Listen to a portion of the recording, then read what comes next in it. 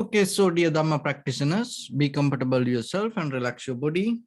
Keep your back straight and neck head straight in one line and your right palm on your left. So gently close your eyes and bring your attention to this bell sound. And while you're focusing to the sound, mentally relax your body, relax your mind, and relax your breathing with your thoughts. So do nothing extra. Just follow the sound, please.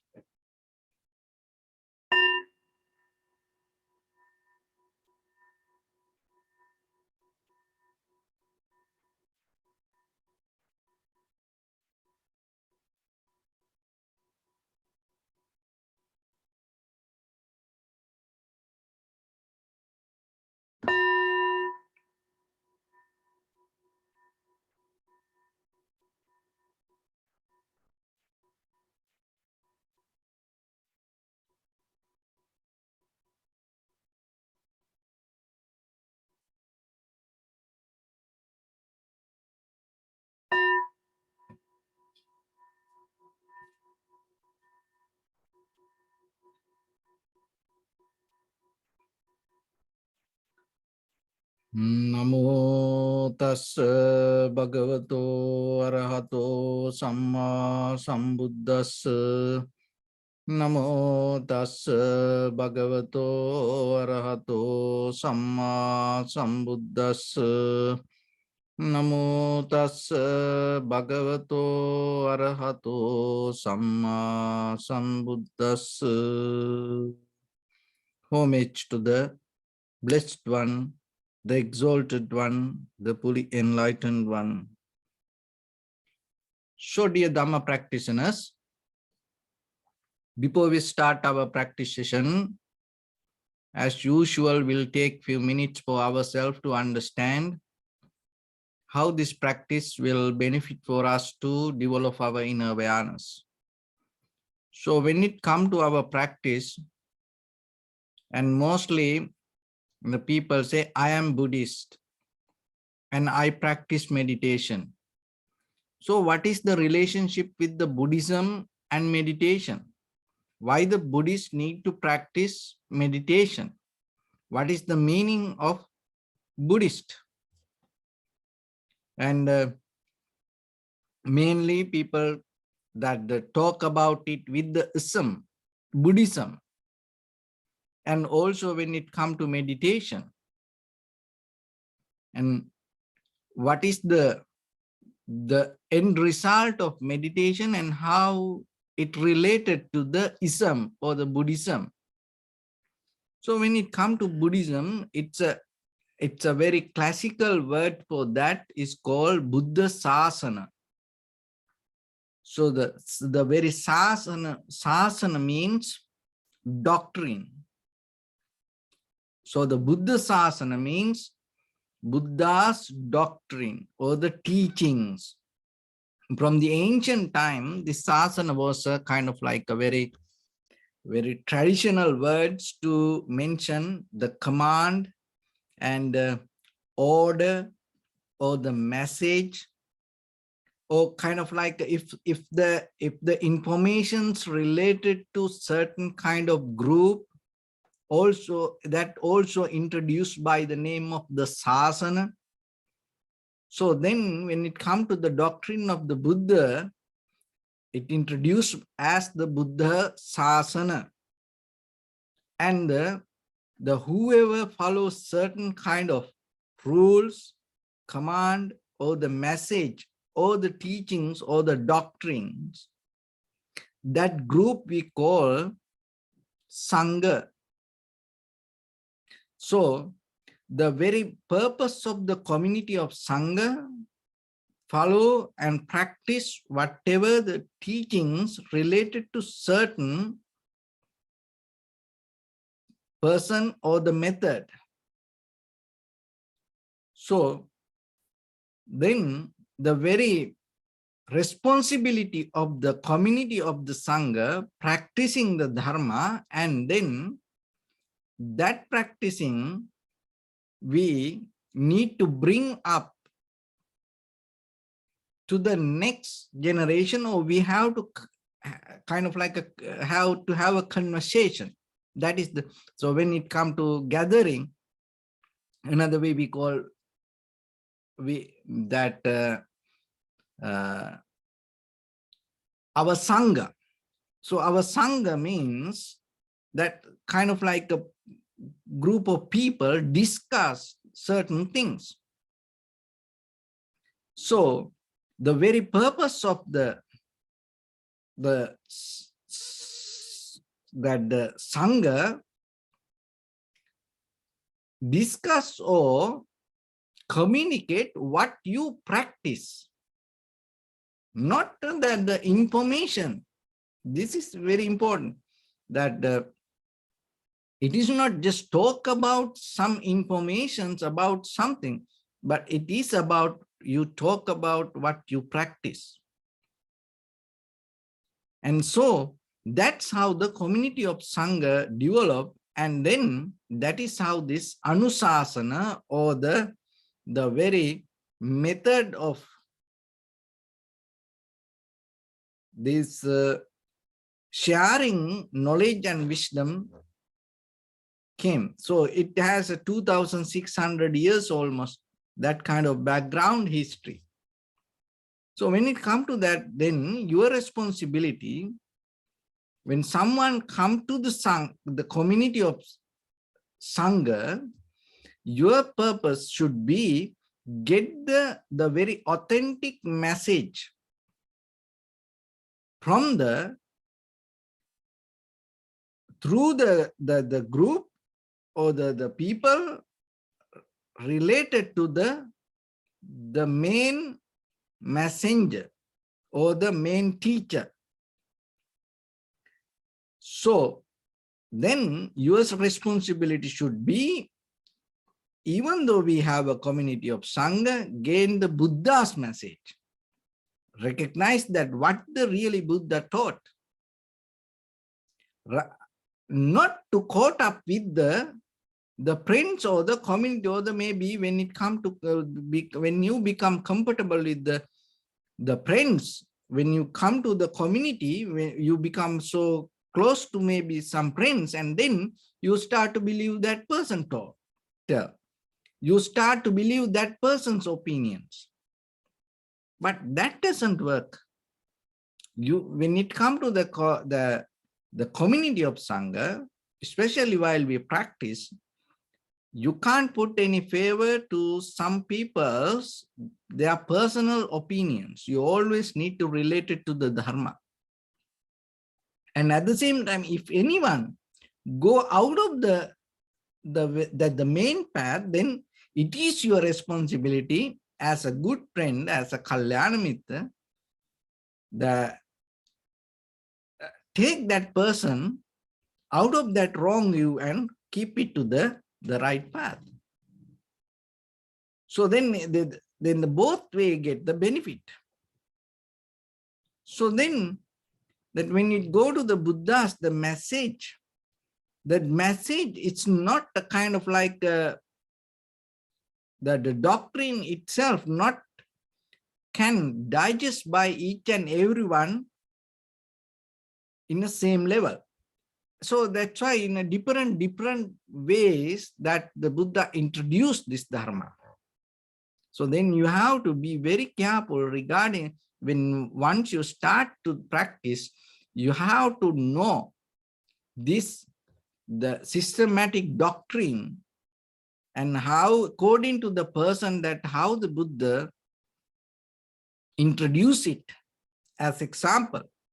For some people, Buddha used to talk about them as the main pillar for the enlightenment, generosity. So then, so it's kind of like the beginning point. And Buddha didn't talk about meditation. And the Buddha didn't talk about kind of like Four Noble Truth. And he talked about generosity, dana. Another one is precepts. regarding kind of like a 5 precept, 8 precept, 10 precept. So how that kind of is like the seal. So through the precept, how you develop your liberation. But it is not for each and everyone, for certain people. And then the Buddha, for some people, directly Buddha talk about benefit of renunciation, going away from things, getting out of completely void. It's a little bit different, and especially for household, people, that the generosity and precepts, it's kind of like they can handle it. But renunciation is a little bit deep, and it little bit more advanced. But at the same time, once you start the path with the generosity or the precepts, or that in that way, little by little, you are capable to understand the very behavior or the very nature of you. So that is where the Four Noble Truth comes. In that Four Noble Truth, what's the main thing what the Buddha taught is the suffering. So the suffering means here this unsatisfactory nature. That unsatisfactory nature has deeper layers, different layers. So the one is the very conventional level of the lifestyle. Jatipi dukkha, jarapi dukkha, vyadipi dukkha, maranampi dukkham, piye vipayogo dukkho, appiye sampayogo dukkho, yam pinchang lalabati tampi dukkhang, sankichena panchupadana kanda dukkha. So it's that the jatipi dukkha is kind of like the birth itself is suffering. Why it's come to that level? Because we come to a birth. There is a reason. We have unfinished job. That's why we come to another life. If we've completely finished that our mission, there is no comeback. So then, in a very conventional level, people see the birth, and the people kind of like they can see it, they every day appreciate it. But when it comes to that, the very ground level, that start from that, and the life we experience, the very beginning happens, you have to remember that there was something you didn't finish. But the problem is we don't know what it is, and we maybe, if we have a chance by time, maybe from the kind of like a very beginning of our life, we understand that. Maybe sometimes some people in their, like as a teenager, maybe they understand their life purpose, or the meaning, or the what is happening within us. Sometimes, and the people understand that in their very early young age, that the very this behavior or the nature of life. There are some people they understand in their middle age, and there are some people they understand when they get very old, and some people die, come to this world, and some people die, and even without knowingly, that kind of things. But the thing is, ourselves, then we have responsibility to look into you, and we see many things. But have you ever thought that inside you, the desire or the that I want, I need, from where this come and where it take you.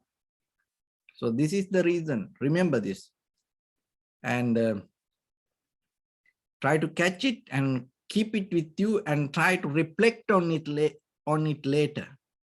This is the thing, that what you want or what you need maybe not the really what should be there with you as a truth. Maybe we say, I want it, and it mostly kind of like a, this conventional, dualistic mindset that bring us, oh, I want it. And sometimes our emotions bring the desires, and then we think we need it. But when it comes to the real truth, that you are far away from this all, and this your real truth has a capability to have a different kind of life. So, and sometimes in this very life, that with the birth, and not only the birth, after that, moment by moment, that whatever happened with us, and sometimes we go away from that deeper truth related to the beginning point, and we go away from it, and we caught up with some different things. And sometimes people create some kind of needs, and their whole life spent for that. And sometimes people create some kind of wanting mind, wanting lifestyle, and then their whole life go with it. So how then you can get into the truth? How you can find the real truth within you? So that's why you need meditation. So, and it's a kind of like a systematic development, and a renunciation, and recognizing this suffering, how we deal with the life. And other thing is another way, that what is this suffering? One is the attachment to this ordinary lifestyle, and maintaining it according to others' opinions, and according to the environment, so the tradition, the culture, and disconnecting from our inner truth. And another suffering is that not understanding the reality.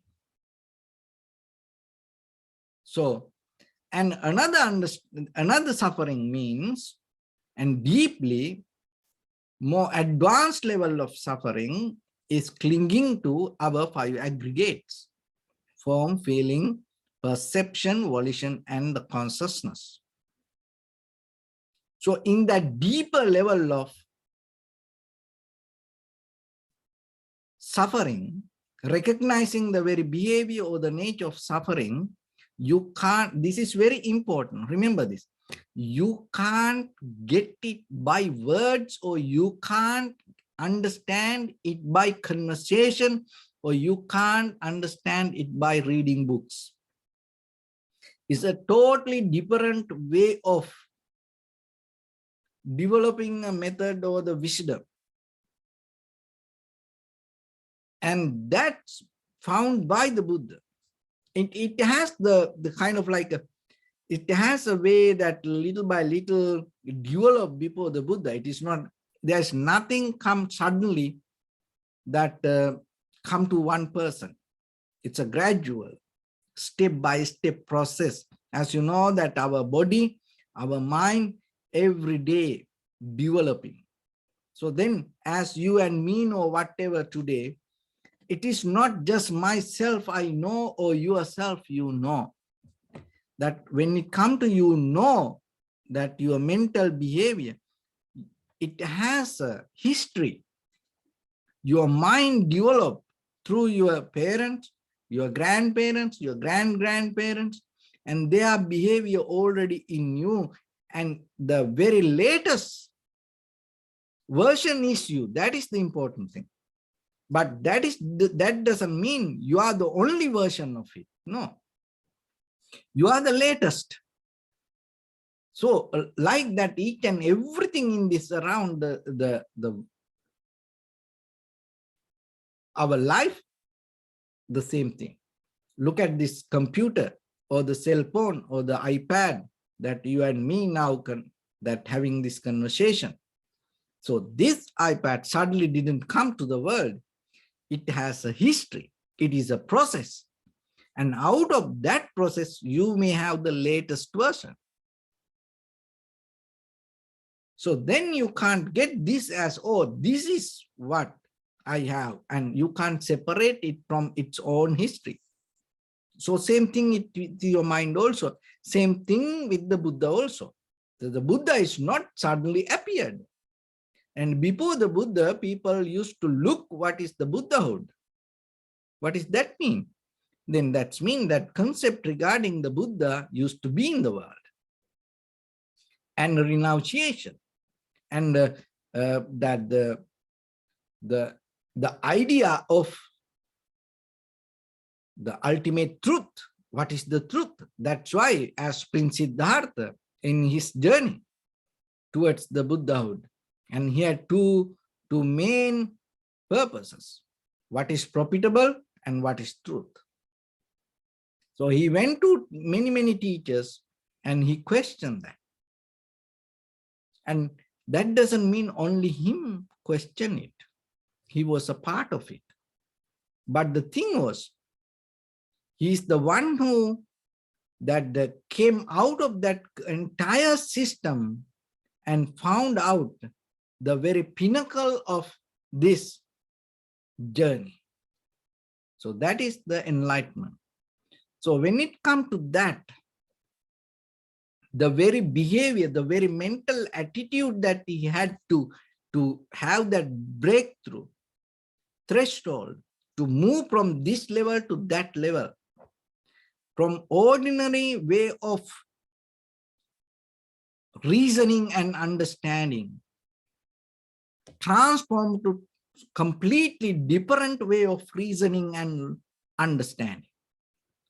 So your responsibility should be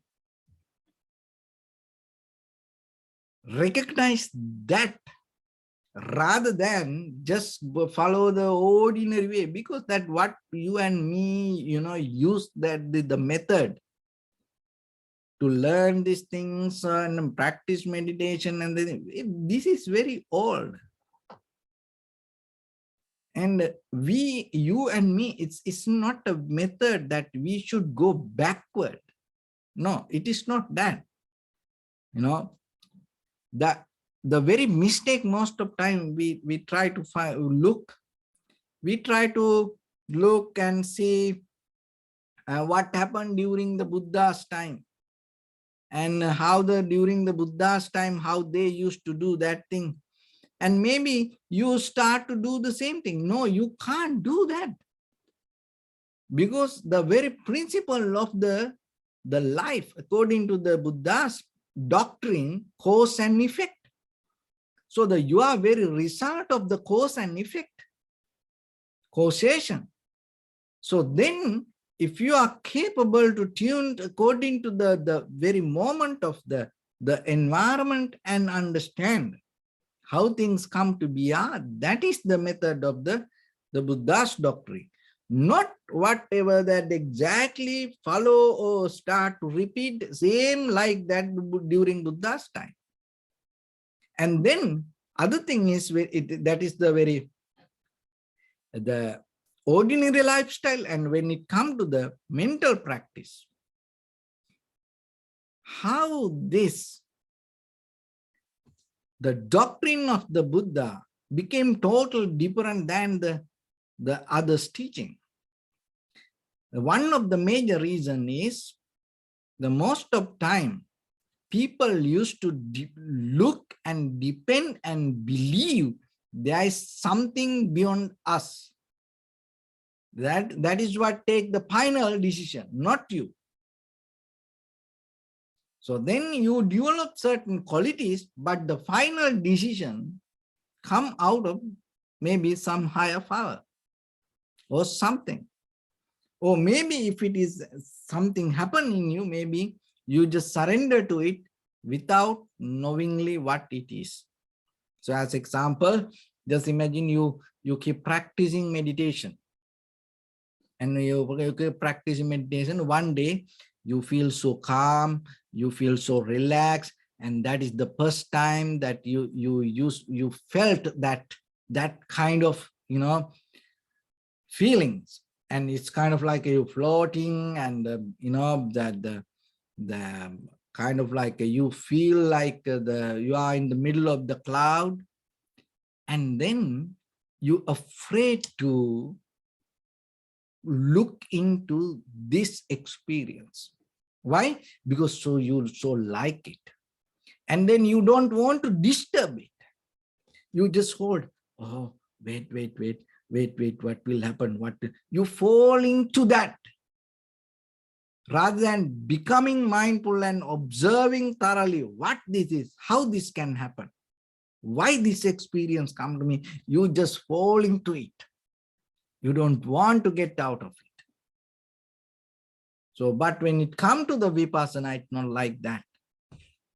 You are not become unconscious, or you are not become mesmerized by your own practice. You become mindful. Your mindfulness bring the total clarity or the understanding regarding the moment that you experience, and the moment of experience, you're not clinging as you. You recognizing that whatever you experience come as a result of cause and effect. So when it comes to the suffering, remember, then in ordinary life, people may talk about many things, clinging, and maybe regarding this outside world, we have attachment or kind of like that. But in a deeper, very advanced level of suffering, what is that? Sankitena panchupadana kanda dukkha. This all suffering is suffering. The change is suffering. And getting old, getting sick, dying is suffering. All our loved ones, go away from us, suffering. Maybe we have to live with very, that the difficult people, it's suffering. And sometimes what we hope, what we want doesn't work, it's suffering. But out of that all, the ultimately from the bottom line, that other thing, sometimes people, that's why, people try to fix these things, believing, oh, getting sick is suffering. So then we have to find medicine and we have to stay healthy. Then you get out of suffering, and people think, oh, when you become so healthy, you are not suffer. No. And some people believe, oh, if you don't die early, and if you don't, kind of like, if you can live long life, and there are some people spending billion dollars still, there are a lot of labs and try to find out something, just little bit push this life forward,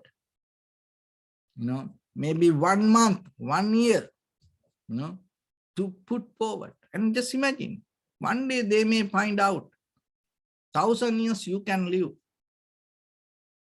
And then they come and they can say, oh, now we are not suffer. Why? Because I'm not going to die. But that is a very, it's a kind of like you play with the sand castle, So the deeper level, there's no way that you can escape from this, the very principle of the Buddha's doctrine, which we call the suffering. What is that? Sankichena panchupadana kanda dukkha. So what does that mean? The form, feeling, perception, the volition, and the consciousness, that entire the system, that you experience as you itself. You deeply attach to that. That remember that it's the form is not suffering. The feeling is not suffering. And the perception is not suffering. And the volition is not suffering. Consciousness is not suffering. Don't misunderstand that. So that's why there are a lot of, sometimes there are a lot of, people misunderstand. They think, oh, form is suffering. Form is not suffering. Form is a very natural process of cause and effect. Feelings not suffering. Feelings are very result of cause and effect. Feelings not belong to you. And you don't know how the feelings arise. And you don't see that from where the feelings arise, and you don't know how the feelings disappear. And see, if the feelings are you, why people can't hold the feelings? People can't hold feelings. And the perception, people can't hold perception. People, the itself, the life arises because of the perception. So the perception is the very result of cause and effect. And the volition is not you. And volition, then a lot of people think volition bad. The volition not bad. So volition is the very result of cause and effect. And the consciousness. And sometimes people try to separate this consciousness and try to understand it separately and kind of like take it independently, and you hate the form, feeling, perception, volition. You destroy it, and you can, if you can, you will send the missiles, and if you can, you will put the atomic bomb to that all, but you ready to worship the consciousness. You can't do that. Why? Because the consciousness is a very result of this all. So then when you say, oh, be conscious, what does that mean? Can you be conscious without form, feeling, perception, volition? No, you have to bring all together. And at the same time, so what is the suffering then? The suffering means that we have a deeper attachment, hold it to repeat the same again and again and again by thinking and holding form, feeling, perception, volition, and consciousness. So that is what suffering. Repetition of it, or the attachment towards the form, feeling, perception, volition, or the consciousness is suffering. Not the form, feeling, perception, volition, consciousness suffering. Attachment toward it's happening. So then how the attachment come? How this attachment so strong? So the attachment become with the 5 aggregates, it becomes strong as a result of repetition. So the repetition can happen in 3 ways, as a bodily action, verbal action, and the mental action. So somehow when the repetition comes, what happens? It empowers. The growth happen again and again and again. So then when it comes to meditation, what happens? You completely stop the repetition of 5 aggregates: form, feeling, perception, volition, and the consciousness. So then what happened? You just start to observe, which we call sati, or the awareness, and another way we call the mindfulness. So you become mindful regarding what? This is a very important place. You have to be mindful regarding form, feeling, perception, volition, and the consciousness. If you become mindful regarding the form, feeling, perception, volition, and consciousness, the repetition not going to happen. When the repetition not going to happen, what happens? Your suffering going to end. So that is how you get out of the suffering. So this is a very kind of like advanced level of practice. So meditation, it means you develop this method step by step, step by step. Advanced means there is no such a thing called advanced. That means we have to master ourselves, because when it comes to Four Noble Truth, there is another way it interpreted. That truth, whoever follow the noble path. And so we say the Four Noble Truth. So that's why when you say life is suffering, some people don't understand it. So to see it as suffering, you have to shift yourself. You have to upgrade to different level. That doesn't mean everybody need to do that. You know, everybody no need to do it. Everybody can't do it. You know, everybody can't understand it. But maybe by the time, if you come to question yourself, you know, that what is happening within you, how this happens, you know, what is this? And then it will take you to, there is no any other way to understand that. It is only way, ekayano ayam maggo satipatthana. It is the only way is becoming mindful. There's no any other way. So that's why you can't get access to yourself or understand the repetition of form, feeling, perception, volition, or consciousness by reading books or listening to something, or kind of like, there's only way is becoming mindful. So that's why practicing meditation will take you to that, the ultimate depth of the doctrine of the Buddha's teaching. So this is the path. So then remember, especially to recognize something, when it's come to ordinary suffering, the ordinary teachings, and the Buddha will that the Buddha's doctrine will talk about the generosity and precept and renunciation and the kind of like lay life and ascetic life, also kind of like, but finally the bottom level is what the Buddha taught about 5 aggregates. So that is the bottom. And when it comes to suffering, there are many different levels of sufferings. You know, as ordinary people, we will suffer, and it has different layers and categories.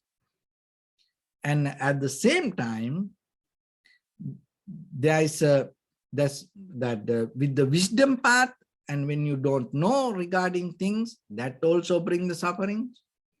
And sometimes our hopes and needs is not the real truth that should happen to us, and because of that maybe the suffering come to us. But finally, the very advanced level of suffering means clinging to form, feeling, perception, volition, and consciousness. That's why you can't blame to anybody when you are suffer. But in ordinary life, when we suffer, we always go with be reasoning outside. See, now you understand. There's no way that once you get into this line, there's no way you look into outside. And understanding the Buddha's doctrine means you can understand that intellectually many that the things, and you can categorize it to many academical levels, and you can practice as a very in a cultural traditional levels, many methods. But finally, when it comes to the Buddha's teaching, what is this? Recognition means form, feeling, perception, volition, and consciousness. That's mean 5 aggregates. And recognizing the world, understanding the world means the world is people, and nowadays as we see, and the people, through this telescope, they try to see the outside world. But when it comes to the Buddha's teaching, in the very advanced level of world means head to toes your own body related to form, feeling, perception, volition, and consciousness. So get out of the world. That means the Nibbana means recognizing this form, feeling, perception, volition, and consciousness. So then little by little, yourself try to advance. It's nothing wrong that you hold it to certain very minor level of practice, but by the time, remember the very depth, where the depth and what is the depth and how you can access to that depth, to the bottom, the very deeper root. So that can happen only by meditation. So when it comes to that meditation, the very meaning of the vipassana means this is only one way. So even any tranquility meditation cannot get into that. Only tranquility meditation, what it does, it will help us to reduce the power of the 5 hindrance. So once you are reduced the 5 hindrance, what will happen? Your mind start to have its natural 100% clear clarity, strength, and ability to see things as it is. But from there, you have to develop very analytical mind. So that is what we call the mindfulness. This mindfulness is a very brand new method what the Buddha taught through the vipassana, and in any other meditation or any other religions or any other methods, they can't come to a point to explain this mindfulness regarding the vipassana practice and regarding this result.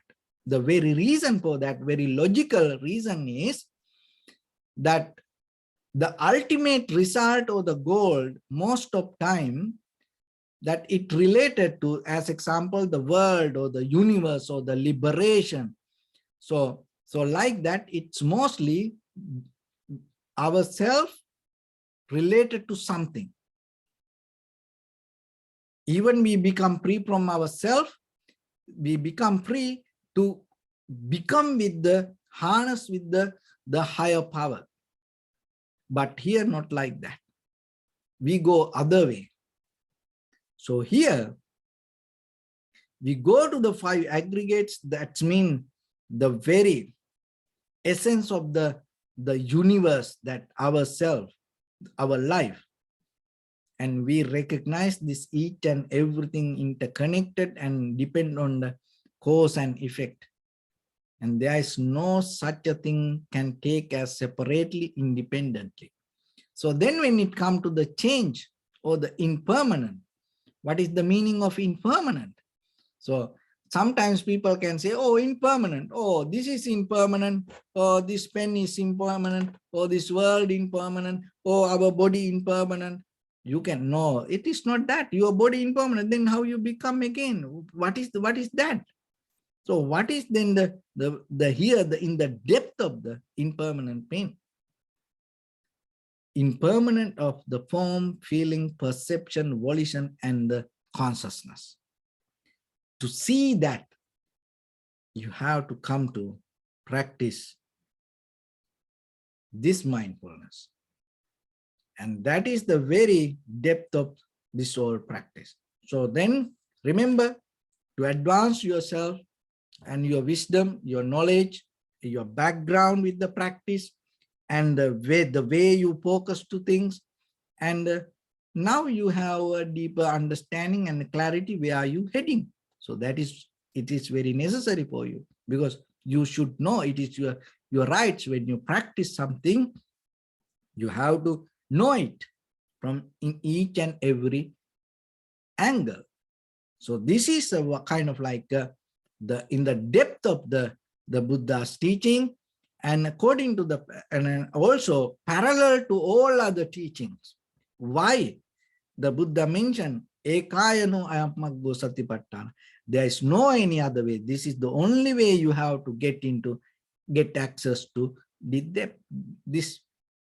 So try yourself to become very clear with this, and that will help you to, when it come to practice, and your awareness, your tranquility state, your focus, your strength, that everything come together, and out of that you may get the good result. So with that, let's get into practice a little bit now.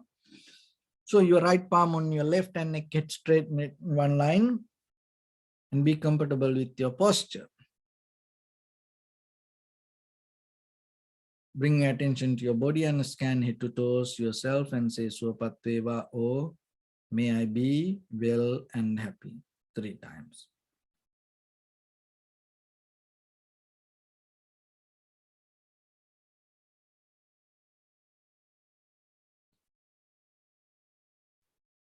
And take a moment and think. We gathered here in this moment to practice this ancient meditation technique.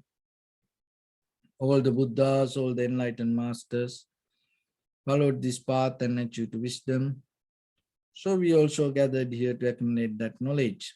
In this moment, with this sitting, may my body become more comfortable, may my breath be more smooth, may no difficulties come to me, may all the success come to me.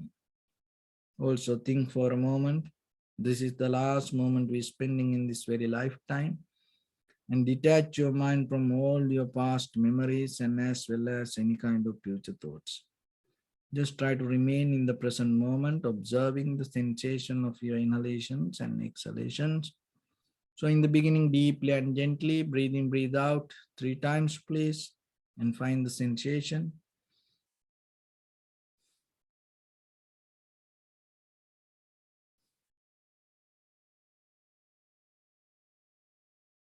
And allow your inhalations, exhalations happen itself. And when it happens through the sensation, recognize it, do nothing extra. So allow everything to settle down as it is.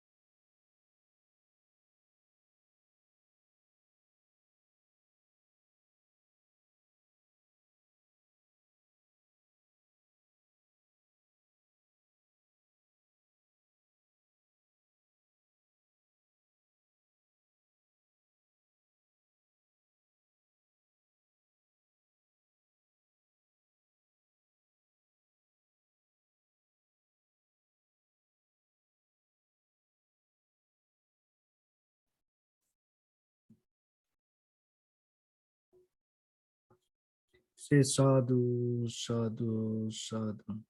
So first of all, we offer this practice to the great qualities of the Buddha, Dhamma and the Sangha. And also by the power of this meritorious deed, may all of us attain to the supreme bliss of Nibbana. May all your guardian angels and deities will receive these merits and increase their longevity and protect all of you from any kind of planetary influences or any ill effects. Ittavata cha ammihi sampadam punya sampadam sabbe deva anumodantu sabba sampatti siddhya. Sabbe bhuta anumodantu sabba sampatti siddhya. Sabbe satta anumodantu sabba sampatti siddhya. Imaya dhammanu dhamma patipattiya buddham pujemi dhammam pujemi sangham pujemi. Addaya imaya patipattiya jati jara vyadi maranam ha paribunjissami. Idamme punya kammang asavakkaya vahang hotu sabba dukkha pamunchutu. Bless you.